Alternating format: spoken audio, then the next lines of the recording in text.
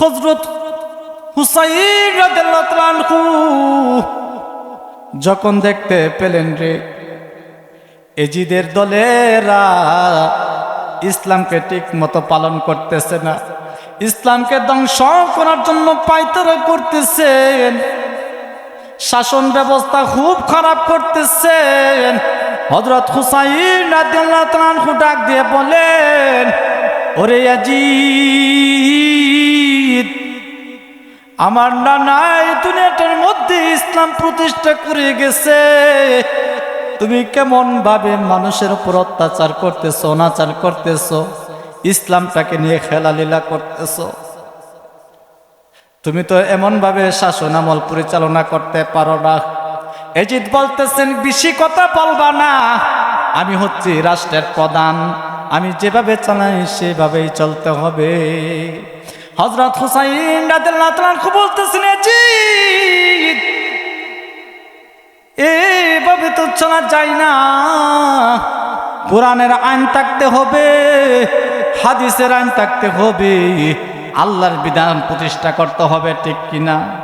আর না হয় আমি হুসাইন পেছে থাকতে এই জমিনের মধ্যে কোরআন এবং হাদিসকে নিয়ে খেলতামাশা করার সুযোগ আমি তোমাকে দিব না। এমন সময় হযরত হুসাইন রাদিয়াল্লাহু তাআলা আনহুর বিরুদ্ধে অনেক ষড়যন্ত্র হতে লাগলো। হযরত হুসাইন রাদিয়াল্লাহু তাআলা আনহু অনেকভাবে বলা বলির পরেও তারা হুসাইন রাদিয়াল্লাহু তাআলা আনহুর কথা শুনে নাই। হযরত হুসাইন রাদিয়াল্লাহু তাআলা আনহু ৭২ জনের একটা কাফেলা নিয়ে কুফা নগরীর দিকে রওনা হয়ে যায়। হযরত হুসাইন রাদিয়াল্লাহু তাআলা আনহু বলতেছে, যেই দিন প্রতিষ্ঠা করার জন্য আমার নানা দান্দা শহীদ হয়েছে, যেই দিন প্রতিষ্ঠা করার জন্য আমার নানা সাহাবীরা শাহাদাতের পেয়ালা খেয়েছে, যেই দিন পালন করার জন্য, যে ইসলাম প্রতিষ্ঠা করার জন্য সমস্ত নবী রাসূলগণ পৃথিবীর মধ্যে এসেছেন, আমি হুসাইন বেঁচে থাকতে আমি এরকম এজিদকে শাসন করার জন্য দিব না। তিনি কুফা নগরীর দিকে চলে গেল। ওইখানে ইবনে জিয়াদ ছিল গভর্নর। ইবনে জিয়াদ ডেকে ডেকে বলতেছেন, হুসাইন, এখনো সময় আছে রে, এজিদের কথা তুমি মেনে নাও, এজিদের অনুসরণ করো, অনুকরণ করো। হুসাইন রাদিয়াল্লাহু তাআলা আনহু বলতেছেন, ইবনে জিয়াদ, আমি এইরকম ভাবে এই দুনিয়ার মধ্যে আসছি, আমি কখনো এজিদকে মেনে নিব না।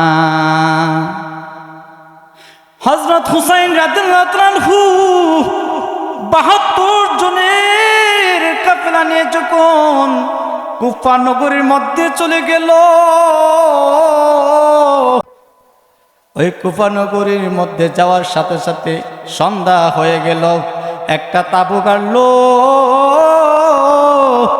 ওই তাবু গাড়ার পরে ওইখানে কোন রকম রাত্রটা যাপন করলো। ভোর হওয়ার সাথে সাথে ইবনে জিয়াদ ৬,০০০ সেনাপতি সহ ৬,০০০ সৈন্য পাঠাইয়া দিল যুদ্ধ করার জন্য। যুদ্ধ করতে করতে ৪০ জন শহীদ হয়ে গেল। ৬,০০০-এর সাথে কি ৭২ জন কিছুই তো না। তাদের তো অস্ত্রও লাগবে না মানলে, ঠিক কিনা? ইবনে জিয়াদ ৬,০০০ সৈন্য পাঠাইয়া দিল। আর কুফা নগরীর মধ্যে ৪০ জন মুসলমান শহীদ হয়ে গেল। অবশিষ্ট ছিল হুসাইন। হুসাইন রাদিয়াল্লাহু তাআলা আনহু কামনায় চলে গেলেন আর বলতেছেন, শহর বানু রে, দাও দাও বিদায় দাও, জন্মের মতন বিদায় দিয়ে দাও, মনে হয় আর তোমার সাথে আমার সাক্ষাৎ হবে না। শহর বানু বলতেছেন, স্বামী, ৪০ জন শহীদ হয়ে গেল, আমি আর আপনাকে মনে করব না। স্বামী হে, শিশু বাচ্চা আলী আসগর পানি পান করার জন্য চাইতেছেন। আমার দুধ শুকিয়ে গেছে, আমার দুধ নেই, আমার স্তনে বিন্দু মাত্র দুধ নেই। স্বামী হে, শত্রুতা যদি তাকে আপনার সাথে আছে, আমাদের সাথে আছে, এজিদের তো এই মাসুম বাচ্চার সাথে কোনো শত্রুতা নাই। ও স্বামী, আপনি নিয়ে আমার সন্তান আলী আসগরটাকে পানি পান করায় আনেন। ফুরাত নদীর তীরে যখন চলে গেল আলী আসগরকে নিয়ে, হযরত হুসাইন রাদিয়াল্লাহু তাআলা আনহু ডেকে ডেকে বলতেছে, জিদের সৈন্যরা শত্রুতা যদি তাকে আবার সাথে আছে, আবার বংশধরের সাথে আছে, আমার এই মাসুম বাচ্চার সাথে তো কোনো শত্রুতা থাকতে পারে না, ঠিক কিনা? আমার সন্তান পিপাসার তো 6 মাসের শিশু সন্তান গলাটা শুকাইয়া গেছে। এরে এজিদের সৈন্যরা একটু পানি দাও। কথা দিচ্ছি আমি পান করব না, আমার পরিবারের কারোর জন্য আমি পানি নেব না, শুধু আমার 6 মাসের এই শিশু বাচ্চাটাকে বিন্দু মাত্র পানি দাও। ওইখান থেকে কোনো শব্দ আসতেছে না। হঠাৎ করে দূর দূরান্ত থেকে কে জানি গো একটা তীর নিক্ষেপ করে দিল। তীরটা এসে 6 মাসের শিশু সন্তান আলী আসগরের কলিজা বরাবর লেগে যায়। হুসাইন রাদিয়াল্লাহু তাআলা কই তীরটা যখন বের করলো, মাসুম বাচ্চার কলিজাটা ওই তীরের মাথা করে বের হয়ে আসে। আর তিনি ফিরে গেলেন, কামরায় গিয়ে বলতেছেন, শহর বানু আসো আসো আসো, এই নাও তোমার সন্তান জীবনের মতন পানি পান করেছে। শহর বানুরে আর তোমার কাছে বলবে না পানি দাও, আর সে বাসায় বোঝাবে না মা আমাকে দুধ দাও। কেমন হৃদয় বিদারক ছিল কারবালার ময়দান, ঠিক কিনা? মুঝে কুফা বলো মুসাফির ন সমঝো, मैं आया नहीं हो बुलाया गया हो। হুসাইন রাদিয়াল্লাহু তাআলা আনহু ডাক দিয়ে বলেন, এ কুফাবাসী, আমি তো এমনিতে তোমার বুকে আসি নাই, আমাকে দাওয়াত করে তোমরা এনেছো, ঠিক কিনা? দাওয়াত করে এনেছিল। এটা কেমন আচরণ করলি রে? তোরা তো আমার নানার পিছনে নামাজ আদায় করতি, এই কেমন নানার নাতি আমি রে। আমি হুসাইনকে কতবার আমার শরীরে চুমা দিছে, তার কোনো হিসাব নাই, ঠিক কিনা? আমার বন্ধুরা শহীদ হয়ে গেল আলী আসগর। অবশেষে হযরত হুসাইন রাদিয়াল্লাহু তাআলা আনহু বিদায় নিয়ে যুদ্ধের ময়দানে গেল। হাজার হাজার কাফেরকে জাহান্নামী বানাইয়া দিল। যুদ্ধের প্রারম্ভিক সময়ে একটা সময়ে তিনি ফুরাত নদীর তীরে বসলেন, আর হাত দিয়ে 2 হাতে একটু পানি নিলেন। তৃষ্ণার্ত পিপাসা লেগে গেছে পানি পান করার জন্য। কেন জানি গো, ওই পানিটার মধ্যে শিশু সন্তান আলী আসগরের চেহারাটা ভেসে উঠছে, ওই 72 জনের কাফেলার চেহারাগুলো ভেসে উঠছে। আর হযরত হুসাইন রাদিয়াল্লাহু তাআলা আনহু বলতেছেন, না না না, আমি পানি পান করব না, যে পানির জন্য নবীর বংশ শহীদ হয়ে গেল, আমি সেই পানি আর পান করব না। হযরত হুসাইন রাদিয়াল্লাহু তাআলা আনহু পানি পান করে নাই। আবার যুদ্ধ শুরু হয়ে গেল। একটা নয়, দুইটা নয়, তিনটা নয়, কোন বর্ণনায় এসেছে 72টা তীরের আঘাত, কোন বর্ণনায় এসে 126টা তীরের আঘাত, কোন বর্ণনায় এসেছে 41টা বল্লমের আঘাত।